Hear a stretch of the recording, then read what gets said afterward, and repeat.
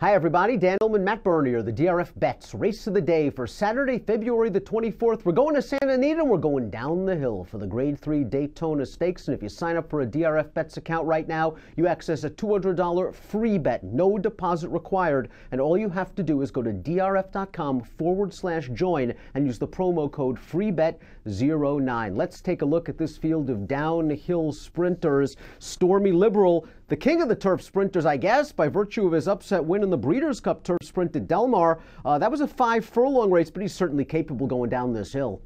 Yeah, I kind of feel like he won that race in spite of the 5/8 of a mile, because it seems like this is what he wants to do, 6.5 going down the hill at Santa Anita. He's a cool horse. Peter Miller, I mean, look, this race goes through Peter Miller. You're going to have to beat one of his three-headed monster in here.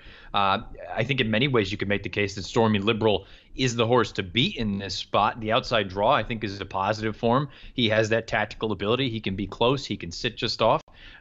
No real knocks other than he's going to be coming off a little bit of a layoff. And after the Breeders' Cup Turf Sprint, they sent him to Hong Kong, and I don't think you should really take that race too seriously. He was 83-1 against some of the world's best sprinters, and he was just no match for those horses.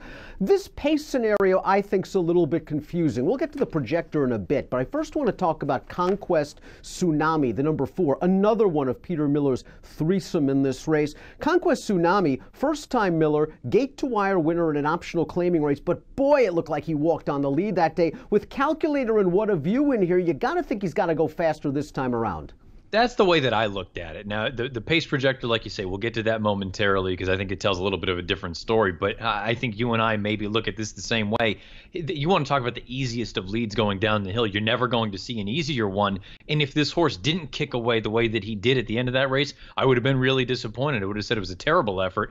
He's a nice horse. There's clearly talent. There's nobody that's going to deny that. The question now is, I think he's going to take some heat from the outside and from the inside. If that's the case, can he do the same thing? We do have a Peter Miller formulator fact for Conquest Tsunami. Over the past 5 years, older last-out winning turf sprinters making their second start following a layoff line, 45% winners, a $4.36 return on investment. Now we'll take a look at the Timeform U.S. Pace Projector. We mentioned What a View, we mentioned Conquest Tsunami, we mentioned Calculator. All three of those horses like to go to the front. I was a bit surprised that Timeform U.S. as Conquest Tsunami not only out there on a fairly lonely lead, but with that blue bar in a race favoring horses on or near the early lead. Do you think Calculator goes after Conquest Tsunami? I know they're both trained by Miller. Do you think What a View is just using this race as a prep for something longer and this could come true?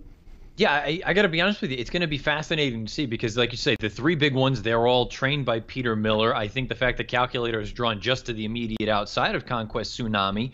Look, Calculator to me is the most fascinating horse in the race because I don't know where that speed came from. He's always been a little bit sluggish out of the gate, and he didn't break particularly sharp in the Clocker's corner, but he very quickly put himself into the race. And if you believe that first quarter where they went 20-4, if he goes that fast, guess what? He's going to make the lead. He's going to be faster than Conquest Tsunami.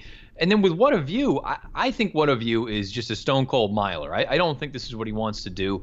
I have a feeling that this is nothing more than a means to an end. Let's get a race into him, have him tight for whatever the next race may be. So in a long-winded way to answer your question, I'm with you. I don't really know. I think this thing, it wouldn't shock me at all if all of a sudden 3 or 4 of them lined up on the front and it fell apart. I'm with you on What a View. This is his first start off an 8+ month layoff. He's mostly been a router throughout his career, and this just feels like a prep for something like the Kilroe coming up later in the spring for trainer Ken Black. He can at least push the pace. I think they're going to want to at least see him active early. I'm not sure if they're going to go full out for the lead in his first start back. And Calculator, it's nice to see him back in form. He's had so many little physical problems. You mentioned his issues coming out of the gate, but he has become a true specialist down the hill. He's 3 for 3 going 6.5, and he is capable from all for the pace if Conquest Tsunami goes to the front. The pace projector has him 4th early. I wouldn't be surprised if he's a little bit closer. You know that the wise old owl Rich Roble picked Fabazzi. I didn't even have to look in Saturday's DRF form, and lo and behold, Rich Roble did pick Fabazzi on top. Fabazzi's a nice horse, but he's coming off of a very, very long layoff. Yeah, and you know what? The other thing, too, I look at Fabazzi. He's sprinted going down the hill twice in his career. They both preceded stretch out in distances off this long layoff. Going down the hill for Mark Glatt, he's done most of his damage going 2 turns. To me, very similar to What a View. I think this is nothing more than a beginning point. think Tom Bollane is a fascinating long shot, attracting Mike Smith for trainer Catherine Day Phillips. 8-1 on the morning line. This horse used to be trained by Chad Brown, then went to David Canizzo for a spell. Now with Catherine Day Phillips. And last time out, the 5 furlongs at Gulfstream Park, she was just outrun early, came with a little bit of a run. I like the way he finished that race off. Now he gets out to 6.5 furlongs, and that race has come back pretty live. The runner-up returned to win with a 94 buyer. Yeah, you know, to me, if you're playing in any kind of a contest on DRF tournaments on Saturday and you need something toward the end, Tom Bollane is the play here because he should be a good number in here with the presence of all the horses we've already talked about. That 5/8 of a mile race at Gulfstream, just way too sharp for him. You look and see what he was doing at Woodbine and at Belmont, 1-turn mile, 7/8 of a mile. To me, this is exactly what he wants to do. You're right. He finished very, very well. If they do line up in the front, there's no reason to think that Tom Bollane's not going to come with a big kick.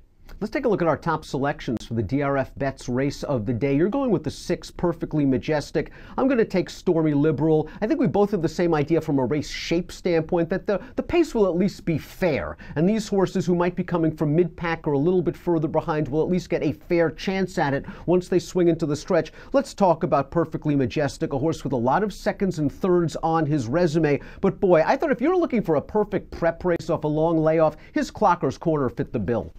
Yeah, to me, it was just one of those instances where we've already talked about it, where Calculator went out there, set that hot first quarter, but then things kind of backed down a little bit as they got closer to the dirt crossing. And I think that may have, I don't want to say forced the hand to Kent DeSorma, but he came with his run on the outside. And I have to be honest with you, about 1/8 of a mile to go, it looked like he had a puncher's chance, and he just flattened out down the lane.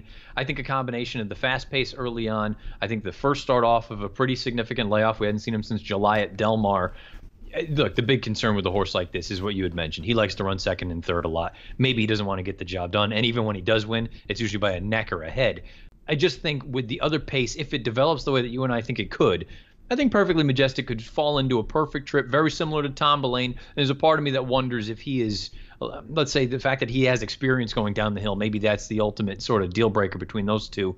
And I think he's going to be a decent number, so I'll go with Perfectly Majestic. You'll take the 6 Perfectly Majestic. I think Stormy Liberal just might be the best one of these, and it's not only because of his win in the Breeders' Cup Turf Sprint. He was very consistent before that, but I think a point that you made earlier on, this horse has tactical speed. He's not going to be coming from absolute last. He should be in at least closest attendance and can adapt to the pace scenario. Price is not fun. He's 2-1 on the morning line. He might go off less than that based off the reputation he earned in that win in the Breeders' Cup, but I think Stormy Liberal gets through this in his first start back from Hong Kong. I go 7, 4, 6, and 5 in the Grade 3 Daytona. If you are playing the Saturday Santa Anita card from home, please consider DRF Bets. A $200 free bet is waiting for you when you go to drf.com/join. Use the promo code FREEBET09 and sign up for a new DRF Bets account. Remember, no deposit required, and approximate post time for the Grade 3 Daytona on Saturday is 2 o'clock Pacific.